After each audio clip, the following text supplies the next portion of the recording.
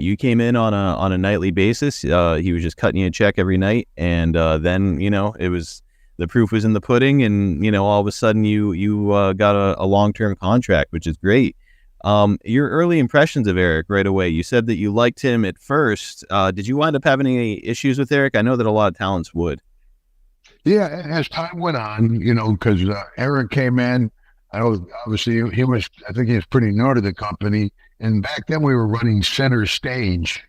Our TV shoot was at Center Stage in Atlanta, and they'd have to put black covers over the red chairs so it wouldn't look so empty. And so I mean, taking the company from that to where it became the Monday Night Wars, he became more and more confident, and I think it got harder to deal with it, in my perspective. And so I've heard over the years, and you kind of touched on it, WCW at this time, the backstage politics, there were kind of like a fever pitch. There was the Hogan group of guys that were coming in, and then there was the Flair group of guys. Oh, yeah. What can you tell us about how you fit into that situation in the door? Well, I'm definitely in the Hogan's camp, big time. To this day, I get along with the big guy, and I wrestled Hulkster as Big Jim Duggan with short hair, clean shaven, and my old gold bathrobe.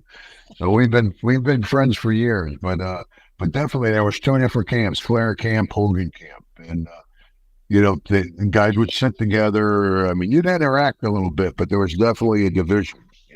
And then they didn't appreciate all those old WWF guys coming down into WCW because they started to offer contracts.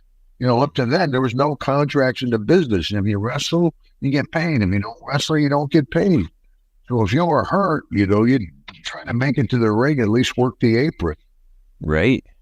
So now, here you are, you're a really established veteran and well-liked by just about everybody from what I've been told. But you're saying that there was like a little bit of tension with some of the guys backstage with you coming in the door?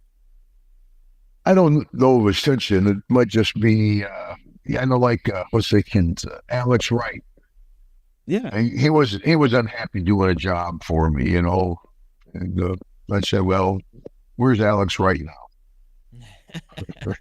And I mean, that's the thing too. Is like, gosh, you had been in wrestling for so long at this point. He was still a very young man. I want to say in like his early 20s at the time that you would come in. He doesn't want to do a job for a veteran. It doesn't make sense. Yeah. Well,